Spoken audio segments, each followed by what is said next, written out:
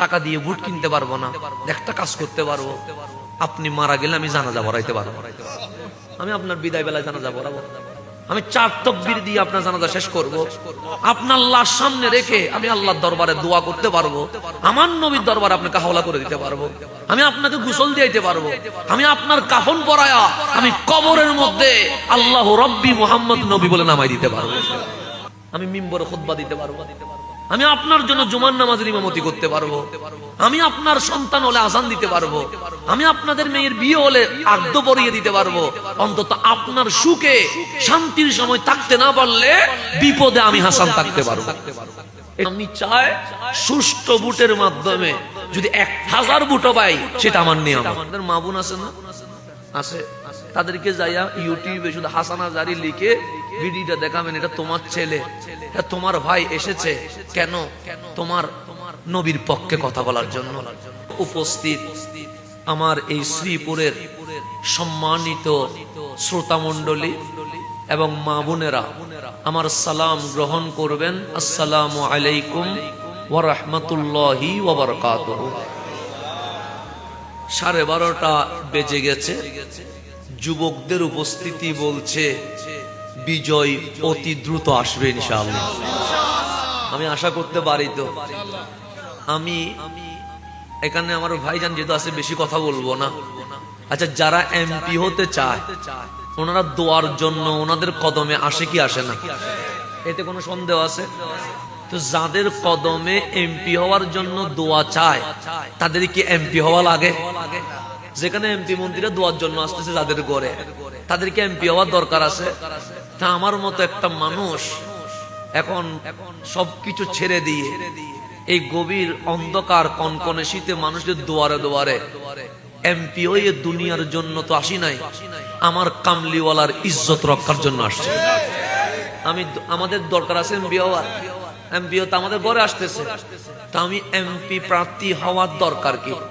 একটা কারণে আমার ভাইজানরা আমাকে হুকুম করে, আমি অনুরোধ বলবো না, হুকুম করেছেন। ওনারা বলছেন আমরা হুকুম করেছি। কেন? এই বর্তমান সময়ে যে চিত্র আমরা দেখতে পাচ্ছি, যেখানে মরা লাশ পোড়ানো হচ্ছে না, এটা দেখার পর কোন অমুসলিম মুসলমান হবে না।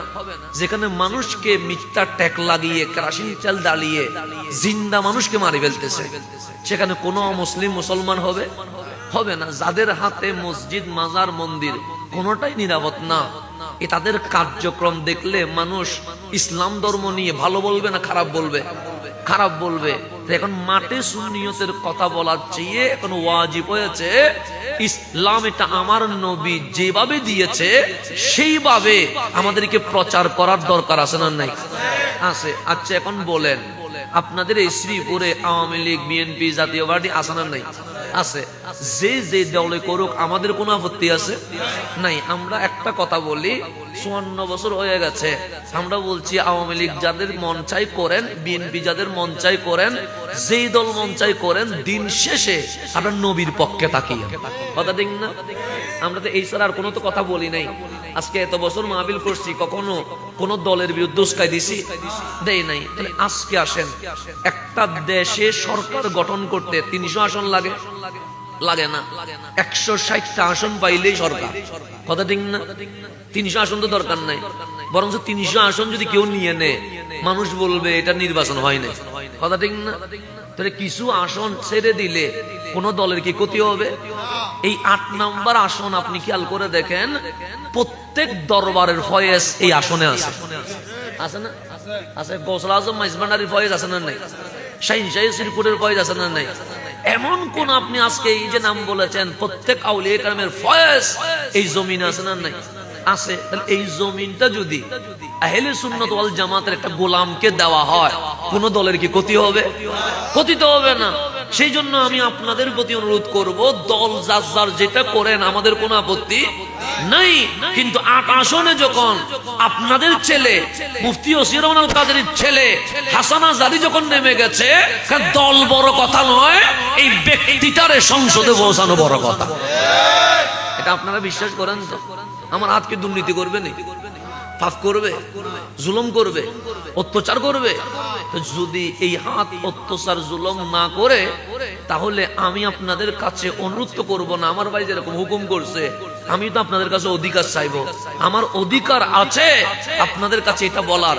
দল যেটা করবেন করেন, এই আসনটা আহলে সুন্নাত ওয়াল জামাতকে দিয়ে দেন। আর কোন ঝামেলা আছে নাই। আমি আর যুবকদেরকে বলবো, আর মুরব্বী হল ওনার বাবার আছে, ফুয়ার কি হইব, ফতার কিছু হইবে নতা হে।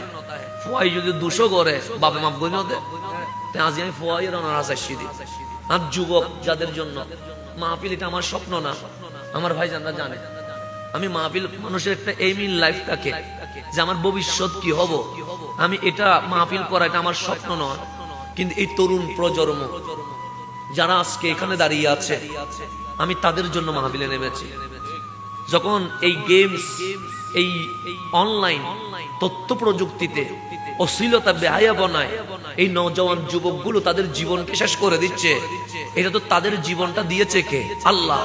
এটাকে অপচয় করার জন্য দিছে না মানুষের খেদমত করার জন্য দিছে? এই যুবকগুলোর দিকে তাকায়া তাদের বুকে নবী প্রেম দেওয়ার জন্য আমি মাহফিলের মাঠে নেমেছি। আমার কোনো অন্য কোনো মকসদ নাই। আমি ব্যবসা করার নিয়ত ছিল আমার, কিন্তু আমি সবকিছু ছেড়ে দিয়ে আমি তাদের জন্য নেমেছি। আমি মাহফিল করলে আমাকে মানুষ হাদিয়া দিয়েছে, এখানে অস্বীকার করার কোনো সুযোগ নাই। এই হাদিয়া দিয়ে আমি বিল্ডিং করি নাই। আমি চাইলে 6 বছরের টাকা দিয়ে বিল্ডিং করতে পারতাম 2-3টা, করি নাই। কি করছেন?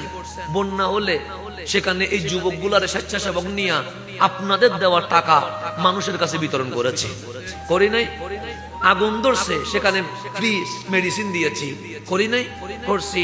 করোনা ভাইরাসে যখন মারা গেছে তখন আমাদের নিজে আপনাদের দেওয়া টাকা কাফন হিসেবে, অক্সিজেন হিসেবে মানুষকে কি করেছি? ব্যয় করেছি। আজকেও আমার ব্যাংক ব্যালেন্স উন্মুক্ত, আপনি গিয়ে দেখবেন 3 লাখ টাকার বেশি কোনো টাকায় আমার হাতে নাই। আপনাদের দেওয়া টাকা দিয়ে বেইমানি করি নাই, নিজের বিলাসিতা করি নাই। আপনাদের টাকা আমার নবীর শেখানো মানুষের খেদমতে খরচ করে দিয়েছে। আমি আপনাদের দুঃখে ছিলাম কি ছিলাম না? শ্রেণীতে পানি উঠুক আমি সেখানে গেছি, সিলেটে বন্যা হোক আমি সেখানে গেছি, বিএম ডিপোতে আগুন ধরুক আমি সেখানে গেছি। এটা আমার নবীর শিক্ষা। আমি দেখি নাই কোন ধর্ম, সে কোন ধর্মে বিশ্বাসী, আমি দেখেছি তার ঘরে খাবার আছে কিনা, নাই আমরা পৌঁছাইছি। এটা আমাদেরকে তরিকত শিক্ষা দিয়েছে, আমার ভাইরা শিক্ষা দিয়েছে, ওনারা শিখিয়েছে।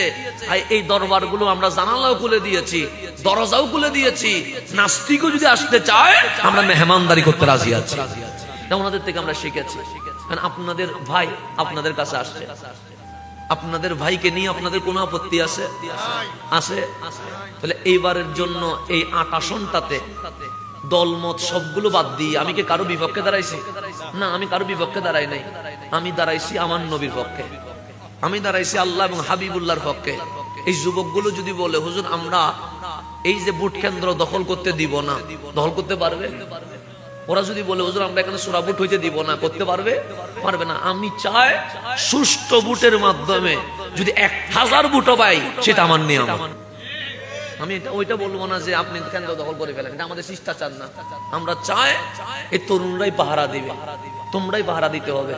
তোমরাই তোমার ভাইকে একবার নির্বাচিত করে দেখো, যদি আমার ওয়াদা আমি রক্ষা করতে না পারি, তোমাদের দায়িত্ব দিলাম যে গলায় ফুলের মালা দিয়েছো সেই গলায় জুতার মালাও ভরাইতে পারবা ইনশাআল্লাহ। আমি বলে দিচ্ছি, আপনাদের আমাদের মা বোন আছে না? আছে। তাদেরকে যাইয়া ইউটিউবে শুধু হাসানা জারি লিখে ভিডিওটা দেখাবেন, এটা তোমার ছেলে, এটা তোমার ভাই এসেছে কেন? তোমার নবীর পক্ষে কথা বলার জন্য। আমি আপনাদের কাছে একটা কথা বলে যাই, আমি আপনাকে কিছু দিতে পারবো না, এটা সত্য কথা।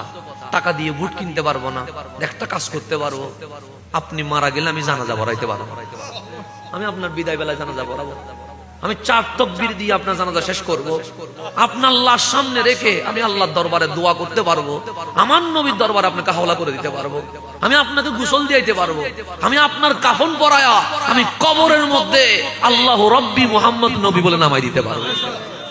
এটা অন্য কেউ পারবে? আমি মিম্বরে খুতবা দিতে পারবো, আমি আপনার জন্য জুমার নামাজের ইমামতি করতে পারবো, আমি আপনার সন্তান হলে আযান দিতে পারবো, আমি আপনাদের মেয়ের বিয়ে হলে আকদ পরিয়ে দিতে পারবো। অন্তত আপনার সুখে শান্তির সময় থাকতে না পারলে বিপদে আমি হাসান থাকতে পারবো, এটুকু আমি ওয়াদা করতে পারবো। সুখে থাকবো না, শান্তির সময় থাকবো না, কিন্তু দুঃখে থাকবো। আপনার মেয়ের বিয়েতে আসতে না পারলে আড্ডা আসতে পারবো, আপনার মেজবানে খাবারের টাইম আসতে না পারলে জানাজায় আসতে পারবো। আমি ওয়াদা দিয়ে গেলাম। এখন আপনারা যদি মনে করেন আপনাদের ছেলে, আপনাদের ভাই এই হাসান আজহারিকে ভোট দিলে উনি অন্যায় করবে না, ইনসাফ করবে, ন্যায় করবে, আমার ভিন্ন ধর্মাবলম্বী অনেকে আছেন না, নাই আছে, ওনাদেরকেও বলবেন উনি মাজারের পক্ষের লোক। যারা মাজারের পক্ষের লোক ওরা বাঙ্গা সিস্টেম করে না, ওরা আন্তরিকতা ভালোবাসা কি করে দেয়, জড়িয়ে দেয়। এখন আমি আপনাদের কাছে দোয়া চাইতে আসছি, দোয়া করবেন তো? আমি দোয়া করবেন আমার জন্য। আমি আপনাদের ভাই, আমি কোনো বিরোধ চাই না, যেই দলেই করেন আমার কোনো আপত্তি নাই। আপনাদের 8 আসনে আমার বাবা আমাদেরকে বড় আদর করে মানুষ করেছে। এইটা রিক্সের নোংরামি জায়গা, এখানে কোনো বাবা তার ছেলেকে দিতে চাইবে না। কিন্তু আমার বাবাকে যখন আমার ভাইরা ধরছেন যে ছেলেকে দিয়ে দেন, আমার বাবা বলছে আমার নবীর ইজ্জতের জন্য আমি আমার ফোলাটাকে কুরবানি করে দিয়ে দিয়েছি। আমার বাবা বের করে দিয়েছে, আমাকে কুরবানি দিয়েছে, যে আমি জানি এখানে যত বা দুর্ঘটনা ঘটতে পারে, কিন্তু আমি আমার ছেলেকে আমার নবীর জন্য কুরবানি দিয়ে দিয়েছি। এখন আমার বাবা আপনাদেরকে আমানত হিসেবে দিয়েছে, আপনারা এই আমানত কিভাবে রক্ষা করবেন তার দায়িত্ব এখন আপনাদের হাতে পৌঁছে গেছে। আমি আপনাদের কাছে দোয়ার ভিক্ষা চাই। আপনাদের ছেলে, আমি এই অঞ্চলে বড় হয়েছি, 5 লাখ বাইজিতে আমার বড় হওয়া, চাঁদগাঁও বোয়ালখালীতে আমার মাহফিল করা, আপনাদের মাটির সাথে আমার পরিচয় আছে, আপনাদের বক্ষের সাথে আমার পরিচয় আছে। সুতরাং আমার অধিকার আছে আপনাদের কাছে চাওয়ার, আছে না নাই? আছে। তবে আমার ভাইরা যে আন্তরিকতা দিন আহলা দরবারে দেখিয়েছে, আমি আজীবন চিরুনি থাকবে। এটা তো আজকে সম্পর্ক না, এটা তো আগের সম্পর্ক। আমি যখন মাঠে নামছি তখন আমার ভাই নিচ থেকে কল করতো, আমি জীবনে কল করি নাই, যেটা সত্য কথা। আমি এখানে এত বেশি নম্রতা দেখাবো না, যেটা ভালো সেটা বলবো। নিচ থেকে কল করতো, আমার বিপদের মুহূর্তে বলতো ভাই কিছু লাগলে আমারে বলি, আর আমি আছি। তা আমি আজকেও এই সময়ে এসে আমার জন্য না, সংসদে নবীর পক্ষে কথা বললে গজব আসবে না, রহমত আসবে। রহমত আসলে বাংলাদেশ শান্তি থাকবে না অশান্তি থাকবে? শান্তি থাকবে। তো একটা দুইটা মানুষকে নবীর পক্ষে কথা বলার জন্য ফিট করতে হবে না? এটা তো শুধু আপনাদের দায়িত্ব না, এটা তো সকল দলের দায়িত্ব। তো আল্লাহ যেন সবাইকে বুঝার তৌফিক নসিব করে। আমি আমার বাবার পক্ষ থেকে আপনাদেরকে সালাম দিচ্ছি। এখানে আমার আর কিছু বলার নাই। এদিকে আমার ছোট ভাই আছে, ওনারা আমার অভিভাবক, ওনাদেরকে আমি হাওলা করে দিলাম। আমার সম্পর্কে আপনারা জানেন, নতুন করে বলার আর কিছু নাই। শ্রীপুরের এই জমিনে ইনশাআল্লাহ ভোট কেন্দ্রের ভিতরে হয়তো আমার ভাই যাবে না, হয়তো আমি যাব না, কিন্তু বিশ্বাস তো আছে আল্লাহ এবং আল্লাহ রসুল তো দেখবে না? বিশ্বাস আছে নি? ওইদিকে তাকায়া বিবেকের প্রশ্ন করবেন, শিলটা কোন জায়গায় পড়লে আমার আল্লাহ খুশি হবে, আমার নবী খুশি হবে। বাস এতটুকু বলে আমি বিদায় নিচ্ছি। আসসালামু আলাইকুম ওয়া রাহমাতুল্লাহ।